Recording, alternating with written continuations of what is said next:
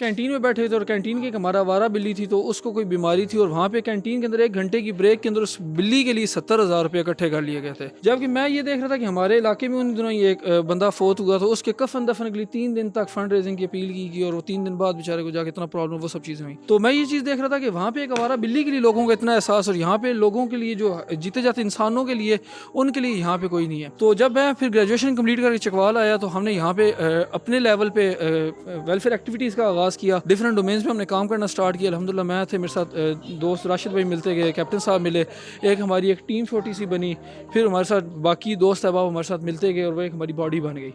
परवरिश school system यहाँ पे फिजिकल हमारा हॉस्टल में कायम करने का ख्याल ये लास्ट ईयर से हमने इम्प्लीमेंट किया था। पिछले साल हमने जब रमज़ान से पहले हमने फर्स्ट बैच लिया था और इस साल हमने दूसरा बैच रमज़ान का लिया था। अभी यानी बेसिकली अभी 2 साल से कुछ वहाँ का ही ऊपर हमें टाइम हुआ है यहाँ। हेलो पाकिस्तान, आज़ाद डिजिटल चकवाल से मैं हूं आपके साथ ज़ाहिर महमूद। नाज़रीन, आज मैं आया हूं चकवाल के एक नवाही गांव चक मलूक में, जहां का परवरिश स्कूल सिस्टम हॉस्टल एक बड़ा ही यूनिक इदारा बनाया गया है। ये 2 नौजवानों ने मिलकर ये इदारा कायम किया, जहां पर यतीम बच्चों को जो है वो रखा जाता है, उनकी तालीम का ख्याल रखा जाता है, उनके खाने पीने का और उनकी सेहत का भी ख्याल रखा जाता है। और इन बच्चों का जो इंतखाब है वो पूरे ज़िला चकवाल में ये लोग खुद घूम के इंतखाब करते हैं और उन बच्चों को यहाँ पर लेकर आते हैं और उनको बेहतरीन जो सहूलियात हैं तालीम की और सेहत की वो यहाँ पर प्रोवाइड करते हैं। और ये जो आइडिया था, ये जो इदारा बनाने का ख्याल था, ये 2 जिन नौजवानों के जहन में आया, उनमें से एक ख्वाजा अब्दुल्ला साहब मेरे साथ मौजूद हैं और बिल्कुल ही नौजवान आदमी हैं। इस उम्र में ये ख्याल आना और इतना नेकी का काम करना, ये वाकई ही एक बड़ा ही जो है वो काबिल कदर काम है। तो आज हम इनसे बात करेंगे और जानेंगे कि ये इदारा इन्होंने कैसे कायम किया, कहाँ कायम किया, किस तरह उसको रन कर रहे हैं और इससे इनको क्या हासिल हो रहा है। अस्सलाम वालेकुम ख्वाजा साहब। वालेकुम अस्सलाम। ख्वाजा साहब, ये बताएं कि ये परवरिश स्कूल सिस्टम जो है ये कब आपने कायम किया, क्यों कायम किया?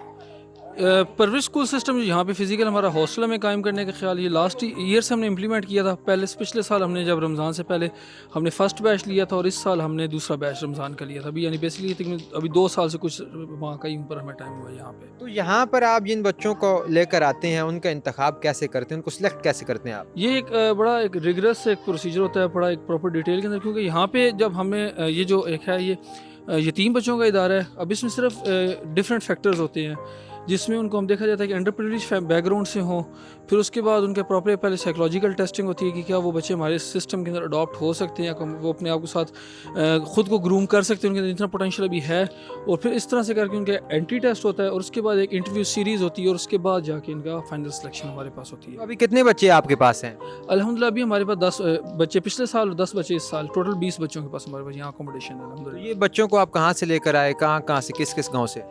पिछले साल जब हमने स्टार्ट किया था तो हमारी अवलीन तरजीह ज़िला चकवाल थी। फिर बीच में हमने थोड़ी सी, चूँकि बहुत ज़्यादा मैसिव एक रिस्पांस आया था, बहुत ही अच्छा हमें यहाँ पे रिस्पांस मिला था, तो हमने कुछ बाकी दीगर अजला से भी रखे। तो इस दफ़ा हमने फिर थोड़ा सा उनका कोटा सिस्टम रखा था, जो दीगर अजला और दीगर इलाकों से भी हमने बच्चे रखे थे। तो यहाँ पे अब सिर्फ वर्ड ऑफ माउथ मार्केटिंग और सोशल मीडिया के थ्रू ही हमारा पैगाम पहुंचा था। चूँकि हम ऑलरेडी एक पिछले अरसा दराज से चकवाल के अंदर डिफरेंट एक्टिविटीज़ कर रहे थे, तो लोगों को हमारे एक्टिविटीज़ के हवाले से हमारे पोटेंशियल पे पूरा एक भरोसा था, एक हमारे जो आइडिया था उनके ऊपर लोगों को एतमाद था। तो जैसे ही हमने ये प्रोजेक्ट लॉन्च किया था, तो लोगों ने इर्द गिर्द अपनी कम्यूनिटी में जो जो उनके पास इस तरह के बच्चे थे तो उन्होंने उनको रजिस्टर कराना हमारे पास शुरू कर दिया था। अच्छा, आप खुद माशाल्लाह इतने यंग नज़र आ रहे हैं, बल्कि मेरी ही एज के नज़र आ रहे हैं। तो ये इस एज में फ़लाह का काम करना, फ़लाह व बहबूद का काम करना, ये कैसे मैनेज करते हैं आप? पैसे कौन देता है आपको? सबसे पहले तो ये अल्लाह ताला की बड़ी ब्लेसिंग है। दूसरा ये सीन है कि जब मैं खुद यूनिवर्सिटी में गया तो मैंने खुद ये देखा कि इस्लामाबाद में और चकवाल में 100 किलोमीटर का नहीं 100 साल का फ़र्क है। कि वहाँ पे हम एक दिन कैंटीन में बैठे थे और कैंटीन की एक हमारा आवारा बिल्ली थी, तो उसको कोई बीमारी थी और वहाँ पे कैंटीन के अंदर 1 घंटे की ब्रेक के अंदर उस बिल्ली के लिए 70,000 रुपये इकट्ठे कर लिए गए थे। जबकि मैं ये देख रहा था कि हमारे इलाके में उन दिनों ये एक बंदा फोत हुआ, तो उसके कफन दफन के लिए 3 दिन तक फंड रेजिंग की अपील की और वो 3 दिन बाद बेचारे को जाके इतना प्रॉब्लम, वो सब चीज़ें हुई। तो मैं ये चीज़ देख रहा था कि वहाँ पे एक आवारा बिल्ली के लिए लोगों का इतना एहसास, और यहाँ पे लोगों के लिए जो जीते जाते इंसानों के लिए, उनके लिए यहाँ पे कोई नहीं है। तो जब मैं फिर ग्रेजुएशन कंप्लीट करके चकवाल आया, तो हमने यहाँ पे अपने लेवल पे वेलफेयर एक्टिविटीज़ का आगाज़ किया, डिफरेंट डोमेन्स में हमने काम करना स्टार्ट किया। अल्हम्दुलिल्लाह मैं थे, मेरे साथ दोस्त राशिद भाई मिलते गए, कैप्टन साहब मिले, एक हमारी एक टीम छोटी सी बनी, फिर हमारे साथ बाकी दोस्त अहबाब हमारे साथ मिलते गए और वह एक हमारी बॉडी बन गई। तो अल्हम्दुलिल्लाह हम चकवाल में डिफरेंट डोमेन्स में ऑलरेडी काम कर रहे थे। ये इदारा बनाना और इस तरह काम करना, ये राशिद भाई का ऑलरेडी एक दरीना ख्वाब था कि यतीम बच्चों के हवाले से काम किया जाए। तो हमें फ़्लड के बाद एक चांस मिला और हमने कहा कि इस चीज़ को अब एक दफ़ा टेस्ट करना चाहिए, इंप्लीमेंट करना चाहिए। तो अल्हम्दुलिल्लाह हमने फिर बिस्मिल्लाह की और अल्लाह की बड़ी बरकत हुई बीच में। ये बताएं कि ये जो आपकी ऑर्गेनाइजेशन है, ये प्रॉफिटेबल है या नॉन प्रॉफिटेबल है? प्रॉफिटेबल इन टर्म्स ऑफ देखिए हम कह सकते हैं कि आप कम्युनिटी सर्विसेज में हम यहाँ कंट्रीब्यूट करते हैं और उसके बाद हमें सच्ची बात है सुकून कल्ब मिलता है, एक इत्मीनान नसीब होता है, तो वो प्रॉफिट तो हम ले सकते हैं। पर वैसे NGO है बेसिकली और नॉट प्रॉफिटेबल ऑर्गेनाइजेशन है कि फ़ीस सबिलिल्लाह हम काम करें। हमारी जितनी भी डोमेन है टोटली फ़ीस सबिलिल्लाह काम कर रही है। जिन बच्चों को आपने यहाँ पे रखा हुआ, अपने पास हॉस्टलाइट बना के रखा हुआ है, उनसे आप कोई रुपया, 1 रुपया भी नहीं चार्ज करते? कोई फ़ीस वगैरह तो लेते होंगे, रजिस्ट्रेशन वगैरह?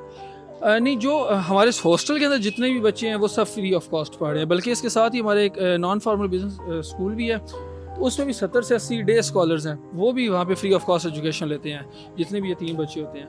इसमें हमारा सिर्फ सोर्स ऑफ फंडिंग हमारी क्राउड फंडिंग ही होती है, जो हम यहाँ पे अपने व्हाट्सएप पे दोस्त अहबाब और बिजनेस कम्युनिटी लेते हैं। इतना माशाल्लाह शानदार सेटअप है, एक बिल्डिंग है, अंदर मैं देख रहा हूँ कि फर्नीचर भी बहुत अच्छा है और बच्चों के खाने के लिए भी बड़ा इंतज़ाम है।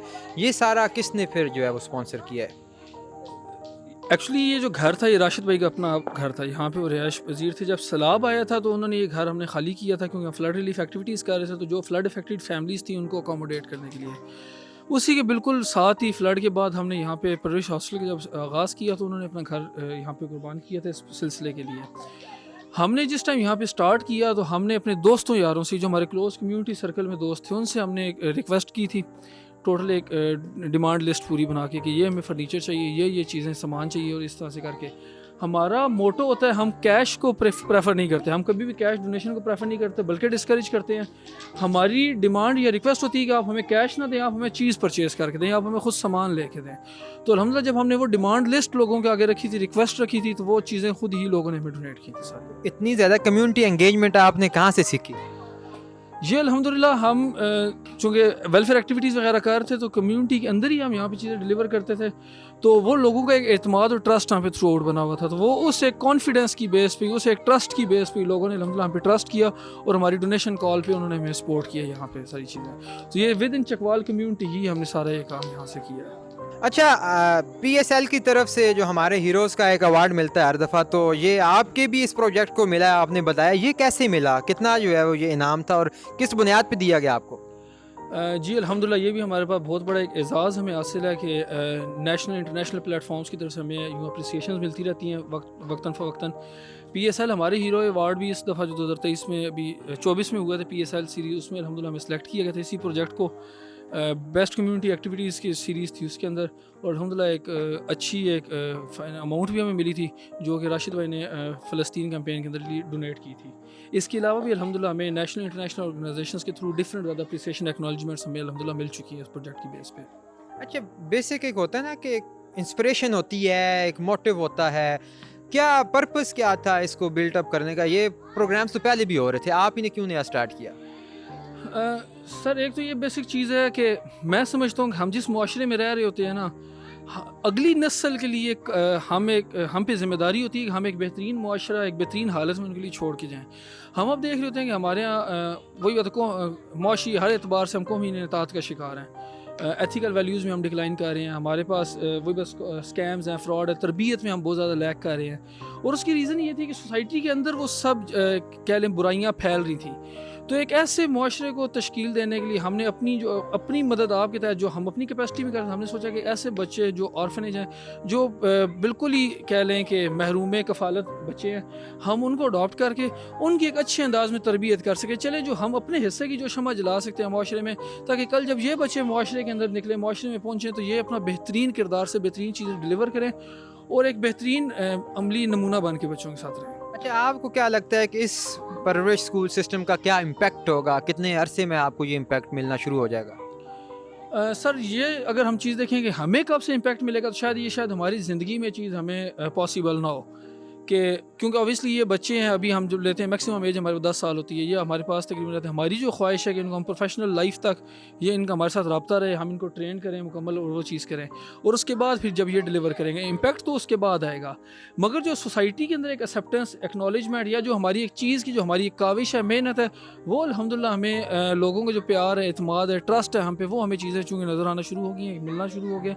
और वो ही बल्कि एक तरह से हमारे लिए हर दफ़ा हर रोज़ एक नई एहसास ज़िम्मेदारी हमारे अंदर पैदा होती है, और हमारे लिए बल्कि एक तरह से रोज़ एक नया चैलेंज पैदा होता है कि हमने बेहतर से बेहतर की तरफ गामज़न होना है साथ साथ। मुझे ये बताएं कि ये जो आपने स्टार्टअप लिया, इसके पीछे कोई ख़ास मजहबी या सियासी पर्पस तो नहीं है कहीं?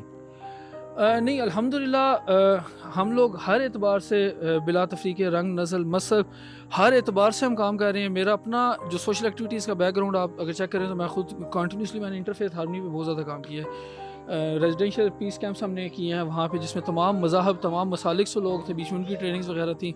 और मैं समझता हूँ जब आपने एक माशरे पे रहना है तो ये जो डाइवर्सिटी होती है, ये इस माशरे का हुस्न होता है। तो हम उसको अगर किसी एक स्पेशल मज़हब या मसलक या सियासी अगर हम उसके साथ चलेंगे तो हम वो चीज़, ये खूबसूरती को या ये अपना मिशन है, हम इसको अचीव नहीं कर सकते। तो हमें ये डाइवर्सिटी को एक्सेप्ट भी करना पड़ेगा और उसके साथ लेके अल्हम्दुलिल्लाह इसको लेके ही साथ चलना पड़ेगा। अच्छा, आपकी ज़ुबानी ये सुनना चाहूँगा कि यहाँ पे जो ऑर्फन आते हैं बच्चे, उनको क्या क्या सहूलियात आप लोग देते हैं, क्या क्या उनको बेनिफिट्स मिलते हैं यहाँ पे? यहाँ पे जो हमारे पास बच्चे हैं अल्हम्दुलिल्लाह इनकी अकोमोडेशन टोटली फ्री है। इनके यहाँ पे इन्हें 3 टाइम्स हेल्दी मील्स मिलती हैं। इनकी टोटल इंग्लिश मीडियम स्कूलिंग है। हमारे पास जो कैरिकुलम हमने यहाँ स्कूल के अंदर इम्प्लीमेंट करवाया हुआ है, उसके अंदर एक्स्ट्रा कैरिकुलर एक्टिविटीज़ का स्पेशल फोकस है। स्कूल में बराए नाम स्कूलों के अंदर तो एक्स्ट्रा कैरिकुलर एक्टिविटीज़ का एक प्रॉपर एक सब्जेक्ट होता है, एक चैप्टर होता है, पर हमारे यहाँ जो इनका कैरिकुलम है उसके अंदर भी एक्स्ट्रा कैरिकुलर एक्टिविटीज़ हैं, और उसके साथ एक्स्ट्रा कैरिकुलर का प्रॉपर इनका एक शेड्यूल है, एक डिफरेंट टाइम टेबल है, जो प्रॉपर डेली लाइफ में इंप्लीमेंट करते हैं, वो चीज़ें साथ इनकी इम्प्लीकेट होती हैं। इसके साथ साथ इनकी वीकली और मंथली बेसिस पे फ़न एक्टिविटीज़ होती हैं, टूर्स होते हैं, और कम्युनिटी इंगेजमेंट प्रोग्राम्स के अंदर भी बच्चे हमारे अल्हम्दुलिल्लाह पार्टिसिपेट करते हैं। अभी 6 सितंबर को जो गवर्नमेंट की तरफ से यहाँ पे था, उसमें भी हमारे बच्चों ने परफॉर्म किया था। इससे पीछे भी 14 अगस्त में भी जो कंपनी की प्लांटेशन ड्राइव थी अल्हम्दुलिल्लाह, उसमें भी हमारे बच्चों ने सब प्लांटेशन की थी। और ये खुद को अभी बच्चे साथ साथ कम्युनिटी एक्टिविटीज़ में थ्रू आउट साथ साथ इंगेज करते रहते हैं अल्हम्दुलिल्लाह, जो कि मैं समझता हूँ कि और शायद ही कोई ऑर्फनेज जो इतना ज़्यादा बच्चों को इंगेज रखता हो, या शायद ही कोई पेरेंट्स हों जो अपने बच्चों को इन एक्टिविटीज़ में इस टाइम फ्रेम से इतना जल्दी करा सकते हो बीच में। तो ऐसे ही जो स्टार्टअप्स हैं हमारी इस सोसाइटी में, जो कम्युनिटी एंगेजमेंट के हवाले से या कम्युनिटी डिलीवरी के हवाले से या पे बैक करने के हवाले से, ऐसे जो है वो स्टार्टअप्स की हमें हौसला अफजाई करनी चाहिए। और मुझे उम्मीद है कि आपको इनका ये प्रोजेक्ट और इनका ये आइडिया बहुत पसंद आया होगा। इसके साथ ही मुझे दीजिए इजाज़त, देखते रहिए आज़ाद डिजिटल। खुदा हाफिज़।